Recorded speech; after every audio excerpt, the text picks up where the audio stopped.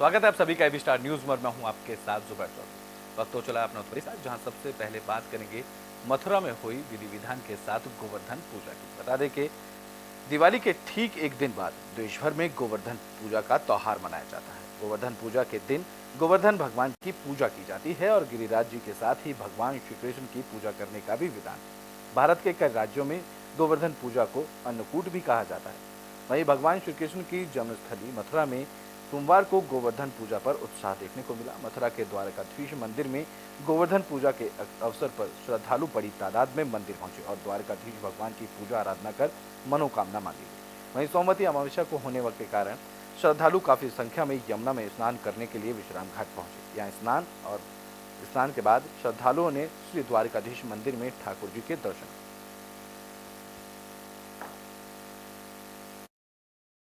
यहाँ गोवर्धन पूजा में पहली बार आए।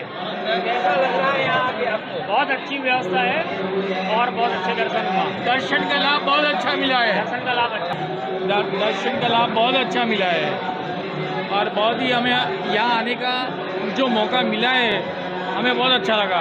आज पूरे देश भर में ब्रज में दीपावली के तुरंत बाद गोवर्धन पूजा को महत्व रहे है। तो आज यह पवित्र स्थान पे यमुना जी के किनारे पे द्वारकाधीश मंदिर में आज गोवर्धन पूजा को उत्सव हम सब ब्रजवासी बड़े हर्षोल्लास से मना रहे हैं। ठाकुर जी सब पे खूब कृपा करे, गिरिराज जी की कृपा बनी रहे, यमुना मैया की सब पर खूब कृपा बनी रहे, सुख समृद्धि सबन को मिले और हमारा देश यूं ही आगे बढ़ते चलो जाए, विश्व के अंदर शांति रहे। बुलेटिन में बात कर लेते हैं पीलीभीत की, जहां से अजीबोगरीब मामला सामने आया। बता दें कि यहाँ एक मर्डर केस में खुद अपनी सुनवाई के लिए बच्चा कोर्ट पहुंचा। तो उत्तर प्रदेश के पीलीभीत का एक गजब मामला सामने आया है। सुप्रीम कोर्ट में 11 साल के बच्चे की हत्या के खिलाफ उसके नाना और मामाओं पर दर्ज केस में सुनवाई चल रही थी। इसी दौरान खुद मृतक बच्चा कोर्ट में पेश हुआ और जज के सामने गवाही दी कि वो जिंदा है। इतना ही नहीं, लड़के ने अपने पिता पर आरोप लगाया कि उन्होंने उसके नाना और मामा को फंसाने के लिए हत्या के झूठे मामले में उन्हें आरोपी बना दिया था। कोर्ट ने केस के खिलाफ आरोपियों की दाखिल याचिका को स्वीकार कर लिया।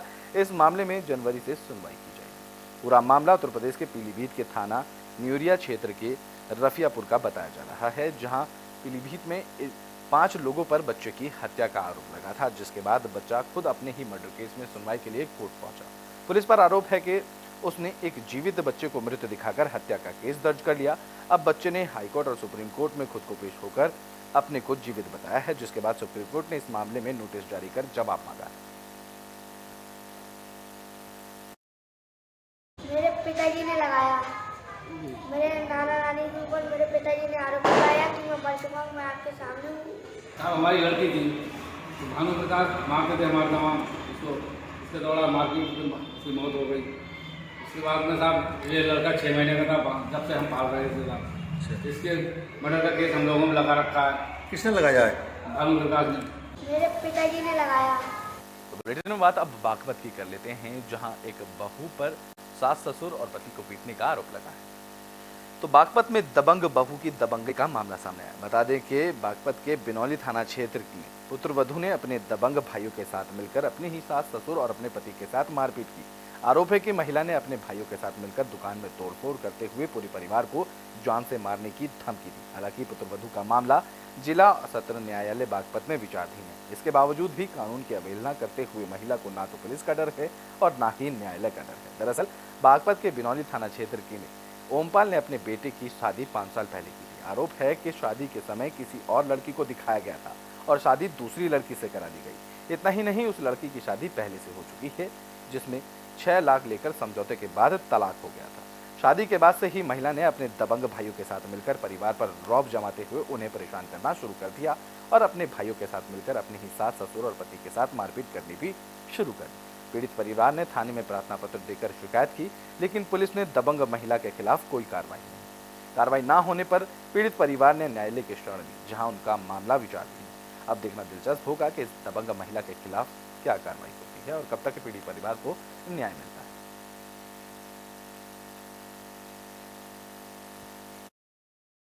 पूरा मामला तो ये है, 5 साल पहले शादी हुई थी। 10 दिन पीछे इनने जो है हमारी गैल तू मैं करनी शुरू कर दी थी। जब से कई बार पंचायत भी हुई यहाँ पे और जो है इनके घर पे भी हुई है। दबंग किस्म की औरत है, दबंग किस्म के इसके भाई है। पहले मंडी गांव में भी आई थी, उनसे 6-7 लाख रुपए ले आई। मुझे ये नहीं पता लगा इसकी पहले शादी हो रही थी और जो है उसके बाद यहाँ जा दबाव गिर रही मेरे पास। इसके भाई आवे दबंग फना दिखावे, टेल फैल फोड़ दिया, ऐसा ज़बरदस्ती मेरी दुकान में बांटते हैं। खमा कहाँ के झूठे आरोप लगा रही जी। हमारा केस न्यायालय में चला हुआ है, 24 तारीख फिर लगी हुई है तलाक की। खमा कहाँ जो है मेरे खिलाफ प्रति गुंडागर्दी पर उतारू है। दोनों 3 भाई बहन है वो, हाँ 3 भाई है और या है, बस ज़बरदस्ती आ गए यहाँ। कुछ तक कुछ गाली गलौज करे, जिस तरह मेरा परिवार भी, लड़का भी बाहर है, मैंने बेदखल का वो भी कर रखा। फिर मेरे से क्या रह गया, मकान तो मेरा है ना, ये मैं कैसे बैठन दूँगा यहाँ अपने मकान में। मैंने लड़के को नहीं 4 महीने से बटन दे रहा, इसको कैसे बढ़ा लूँगा मैं। 5 तारीख से जो है न्यायालय में केस चल रहा। अब क्या चाहते हो आप? अब यही चाहते हैं भाई, जो न्यायालय का फैसला होगा हमें मंजूर होगा। न्यायालय हमें फांसी भी देगा तो फांसी लेने को भी हम तैयार हैं। यहाँ पे इनका फैमिली मैटर था जी। परसों परले दिन की बात है जी। इसकी भाभी और इसकी बहन और एक भैया आया था इसका। वो छोटे बच्चे को उठा के मोटरसाइकिल बाजार में को ले गए। बाजार में से फिर ये बाजार में से वापसी नहीं आए बच्चे को ले गए। फिर पता नहीं जी कहाँ ले गए बच्चे को। और यहाँ पे घाघ आते हैं तो यहीं पे बदतमीजी करती है। तो बेटे में बात अब फिरोजाबाद की कर लेते हैं, जहां ट्रेन चालक की लापरवाही का मामला सामने आया। बता दें कि फिरोजाबाद से सनसनीखेज मामला सामने आया। बता दें कि जिले के सिरसागंज थाना इलाके में एक पैसेंजर ट्रेन के इंजन पर लटका हुआ युवक का शव देख लोगों के दिल दहल गए। ट्रेन के इंजन में फंसा हुआ युवक का शव कई किलोमीटर दूर तक खिसकता रहा। लोगों ने शोर मचाकर ट्रेन को रुकवाया। ट्रेन रुकने पर इंजन में फंसे युवक के शव को बाहर निकाला गया। ये हादसा फरुखाबाद शिकोहाबाद रेलवे लाइन पर हुआ। फिरोजाबाद जिले के सिरसागंज इलाके के भूड़ा बरतार स्टेशन के पास बैठे ग्रामीणों ने ट्रेन के इंजन में फंसे युवक के शव को देखा। इंजन में फंसे युवक के शव को देखकर ग्रामीणों ने शोर मचाकर ट्रेन को रुकवाने की कोशिश की। ग्रामीणों के शोर से ट्रेन ड्राइवर को कुछ अनहोनी की आशंका होने पर उसने ट्रेन रोकी। ट्रेन रुकी तो देखा गया कि इंजन के आगे निचले हिस्से पर एक युवक का शव लटका हुआ था। ट्रेन के इंजन में युवक का शव फंसे होने की जानकारी रेलवे अधिकारियों को दी गई। मौके पर रेलवे कर्मी और बड़ी संख्या में लोग इकट्ठा हुए। रेलवे कर्मियों ने इंजन में फंसे युवक के शव को बाहर निकाला। मौके पर पहुंचे रेलवे अधिकारियों ने घटना की जानकारी पुलिस को दी। पुलिस ने शव को पोस्टमार्टम के लिए भेजा और मामले की जांच में जुटी।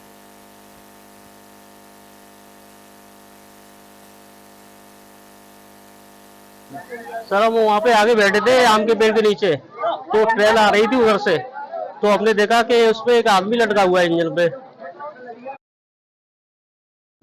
सर हम वहाँ पे आगे बैठे थे आम के पेड़ के नीचे, तो ट्रेन आ रही थी उधर से, तो हमने देखा कि उस पे एक आदमी लटका हुआ है इंजन पे। तो हमने आवाज लगाई तो ड्राइवर ने गाड़ी वहाँ पे रोक ली थोड़ी आगे। तब लोग यहाँ पे आ गए, देखा कि पता नहीं आदमी कहाँ का है। बुलेटिन में बात देवरिया की कर लेते हैं, जहां एक ट्रेन में अचानक फायर अलार्म बज गया, जिससे पूरी ट्रेन में अफरा तफरी का माहौल हो गया। तो देवरिया जिले के गौरी बाजार रेलवे स्टेशन पर खड़ी शहीद एक्सप्रेसवे के एसी कोच M6 में फायर अलार्म बजने से यात्रियों में हड़कंप मच गया और यात्री एसी कोच से कूदने लगे। करीबन 45 मिनट के बाद ट्रेन रवाना हुई और देवरिया रेलवे स्टेशन पर पहुंची। इसके बाद आरपीएफ और जीआरपी ने ट्रेन का निरीक्षण किया। सब कुछ ठीक पाए जाने के बाद ट्रेन को आगे के लिए रवाना किया गया। करीब 45 मिनट तक ट्रेन स्टेशन पर ही रुकी रही।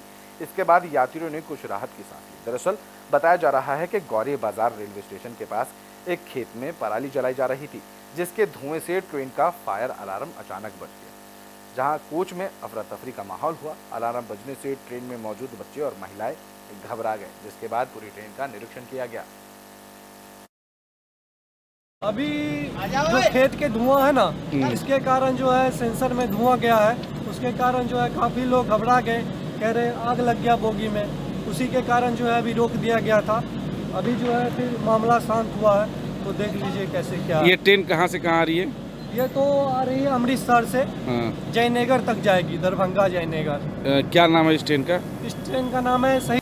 बुलेटिन में बात कर लेते हैं मथुरा की, जहां पुलिस और बदमाशों के बीच मुठभेड़ हुई। तो मथुरा में एक व्यापारी की पत्नी की हत्या और लूट के आरोपी को पुलिस ने एनकाउंटर में ढेर कर दिया। 50,000 रुपए के इनामी बदमाश फारूक ने कारोबारी की पत्नी की हत्या कर लूट की वारदात को अंजाम दिया था।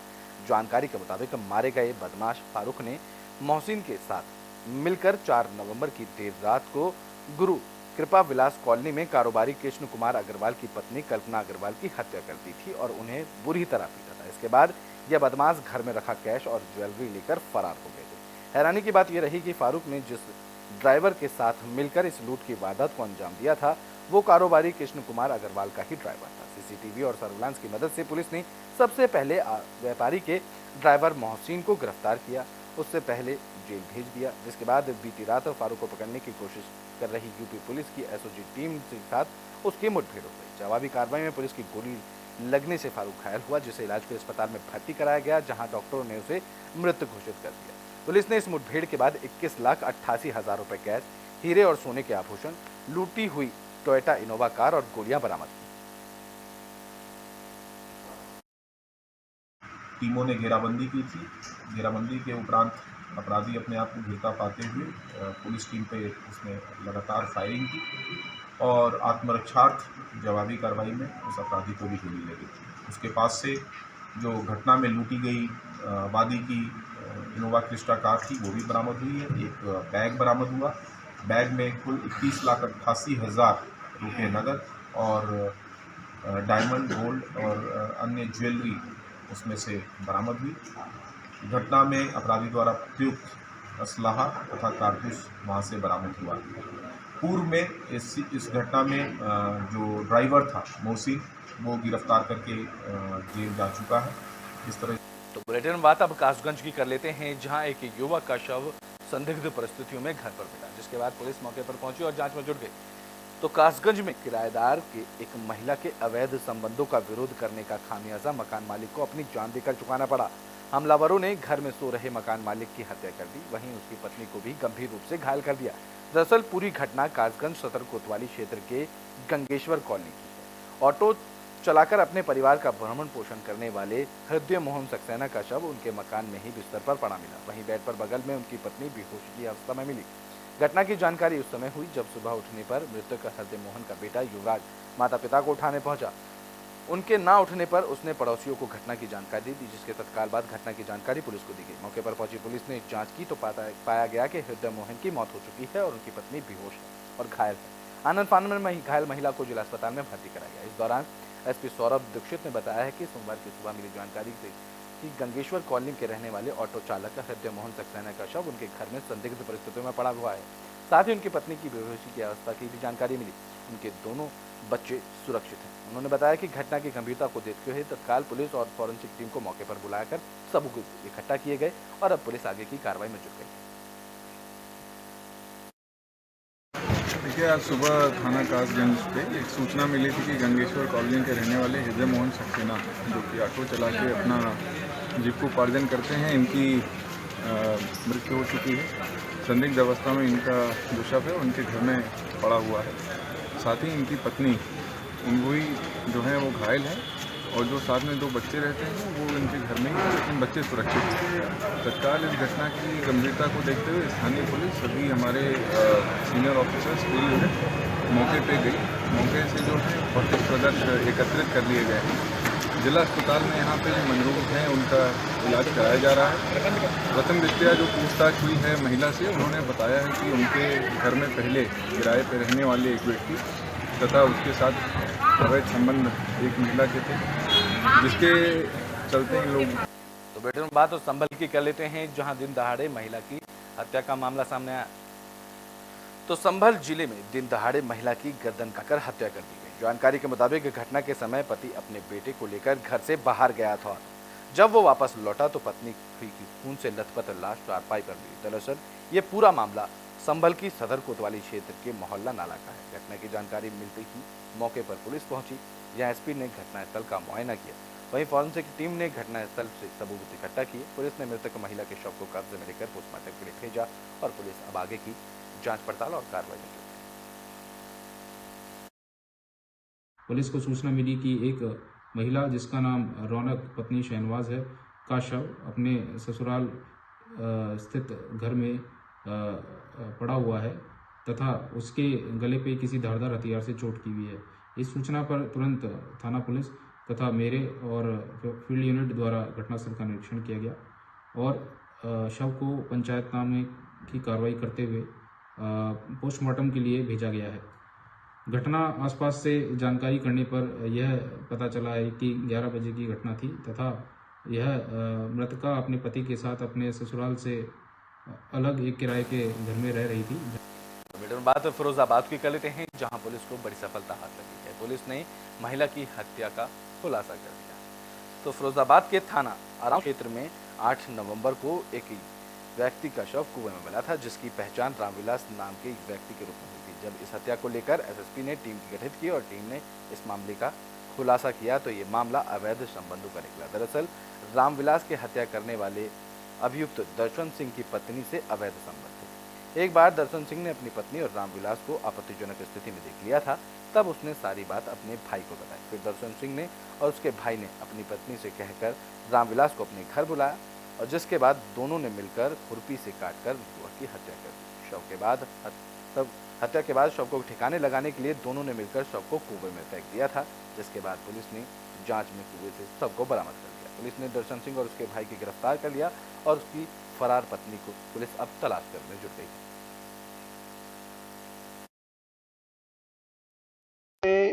एक डेड बॉडी मिली थी दिनांक 8 इसी मंथ को, और उसमें हम लोगों ने कुएं से डेड बॉडी निकाली थी। उसके बाद उनकी पहचान रामविलास के रूप में हुई थी, जो उसी गांव के निवासी थे। हम लोगों ने इस घटना के अनावरण के लिए हमारे सीओ सिरसागंज के नेतृत्व में सारी टीमें लगी और हम लोगों ने इसका पर्दाफाश किया है। इनफैक्ट ये जो मर्डर है, ये मर्डर अवैध संबंधों के चलते हुआ है। जो मृतक रामविलास था, उसका जो अभी अभियुक्त है इसमें दर्शन सिंह, उसकी पत्नी के साथ अवैध संबंध थे और वो अवैध संबंधों को लेकर के जो ये अभियुक्त है दर्शन सिंह, उसके परिवार को ख़त्म भी करना चाहता था। तो मृतक को इसीलिए इन लोगों ने एलिमिनेट करना चाहा और उसमें दर्शन सिंह अपने भाई कैम सिंह का हेल्प लिया।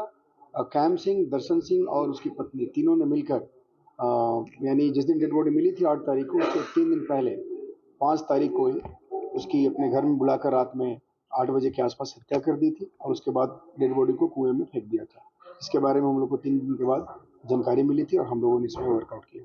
इसमें दोनों जो मुख्य अभियुक्त हैं दर्शन सिंह और कैम सिंह, दोनों भाई हैं, दोनों को हम लोगों ने गिरफ्तार कर लिया है। अला कत्ल बरामद हो चुका है और इसमें जो वाइफ है, जो थर्ड इनके साथ जो हेल्प में थी, वो अभी अरेस्ट नहीं हुई, उनके लिए हमारी टीम लगी हुई है। और हम के आखिरी में बात उस संभल की कर लेते हैं, जहां संदिग्ध परिस्थितियों में एक युवक का शव मिला, जिसके बाद मौके पर पहुंची पुलिस जांच में जुट गई।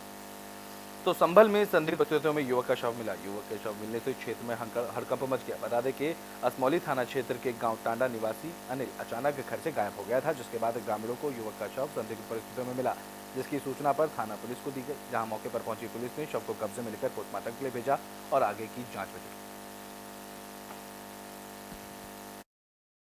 ये 7 बजे से और 8 बजे के बीच में फ़ोन आया था इसके पास जी। तो हमने सारे गांव में ढूंढा, ना मिला। सीओ को कोई 6 बजे करीब में 12 में पड़ा, भोजिया में पड़ा हुआ मिला। अच्छा, तो फिर क्या हुआ? गांव के व्यक्ति ने बताया।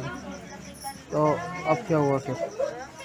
अब पुलिस आई, अपने पूछताछ करके और क्या मैं यूपी के बुलेटिन अपना उत्तर प्रदेश में भी के लिए बस इतना ही। देश और दुनिया की तमाम खबरों के लिए देखते रहें एबी स्टार।